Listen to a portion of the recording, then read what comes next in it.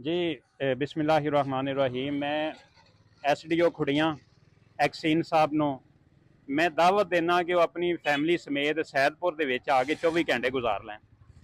ਰਾਤ ਨੂੰ ਬਿਜਲੀ ਚਲੀ ਜਾਂਦੀ ਹੈ, ਕੋਈ ਪਤਾ ਨਹੀਂ ਰਾਤ ਸਾਰੀ ਨਹੀਂ ਆਣੀ, 2 ਵਜੇ ਆਣੀ ਹੈ, 3 ਵਜੇ ਆਣੀ।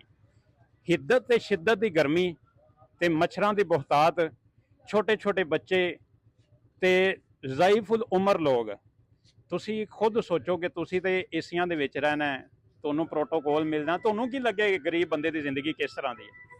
ਮੈਂ ਤੁਹਾਨੂੰ ਦਾਅਵਤ ਦੇਣਾ ਕਿ ਇੱਕ ਵਾਰੀ ਆ ਕੇ ਜ਼ਰਾ ਵੇਖੋ ਤੇ ਸਹੀ ਕਿ ਲੋਕਾਂ ਦੀ ਜ਼ਿੰਦਗੀ ਸੈਦਪੁਰ ਦੇ ਵਿੱਚ ਕਿਤਨੀ ਮੁਸ਼ਕਲ ਦੇ ਵਿੱਚ ਗੁਜ਼ਰਦੀ ਪਈ।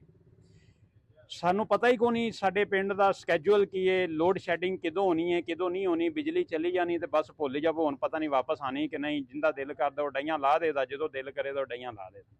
ਸੈਦਪੁਰ ਦੇ ਵਿੱਚ ਕੋਈ ਵੱਡੇ ਬਿਊਰੋਕਰੇਟ ਨਹੀਂ ਰਹਿੰਦੇ, ਇੱਥੇ ਗਰੀਬ ਲੋਕ ਨੇ, ਮਜ਼ਦੂਰੀਆਂ ਕਰਦੇ ਨੇ, ਮਕਈ ਦੀਆਂ ਦਿਹਾੜੀਆਂ ਕਰਦੇ ਨੇ, ਲਾਬੀਆਂ ਲਾਦੇ ਨੇ। ਉਹਨਾਂ ਰਾਤ ਨੂੰ ਆ ਕੇ ਆਪਣੀ ਨੀਂਦ ਪੂਰੀ ਕਰਨੀ ਹੁੰਦੀ, ਮਜ਼ਦੂਰੀਆਂ ਕਰਦੇ। ਅਗਰ ਉਹਨਾਂ ਦੀ ਰਾਤ ਨੀਂਦ ਨਹੀਂ ਪੂਰੀ ਹੋਵੇ ਦੀ, ਮੱਛਰਾਂ ਦੀ ਬਹੁਤਾਤ ਤੇ ਇੰਨੀ ਜ਼ਿਆਦਾ ਹੀਟ ਹੋਵੇ ਦੀ, ਤਾਂ ਕਿਵੇਂ ਉਹਨਾਂ ਦੀ ਜ਼ਿੰਦਗੀ ਸਕੂਨ ਦੇ ਵਿੱਚ ਗੁਜ਼ਰੇ।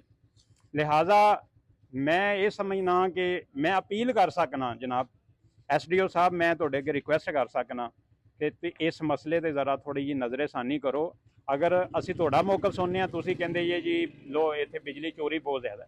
ਬਿਜਲੀ ਚੋਰੀ ਅਗਰ ਹੈ ਤੇ ਜਨਾਬ ਇਹਨੂੰ ਤੁਸੀਂ ਕੰਟਰੋਲ ਕਰਨਾ, ਇਹਨੂੰ ਅਸੀਂ ਕੰਟਰੋਲ ਤੇ ਨਹੀਂ ਕਰਨਾ। ਇਹ ਸਾਰਾ ਪਿੰਡ ਤੇ ਬਿਜਲੀ ਚੋਰੀ ਨਹੀਂ ਨਾ ਕਰ ਰਿਹਾ। ਇੱਕ ਗਰੀਬ ਬੰਦਾ ਜਿਹਨੇ ਮਜ਼ਦੂਰੀ ਕਰਨੀ, ਉਹ ਬਿਜਲੀ ਚੋਰੀ ਕਿਵੇਂ ਕਰੇਗਾ। ਉਹ ਤੇ ਵਿਚਾਰਾ ਉਹ ਆਖੇਗਾ ਜੀ ਮੈਂ ਹੁਣ ਪੱਖਾ ਬੰਦ ਕਰ ਦੇਵਾਂ, ਮੈਂ ਆ ਲਾਈਟ ਬੰਦ ਕਰ ਦੇਵਾਂ, ਲੇਕਿਨ ਇਹਦੇ ਵਿੱਚ ਤੁਸੀਂ ਸਾਰੇ ਪਿੰਡ ਨੂੰ ਰਗੜਿਆ ਹੋਇਆ।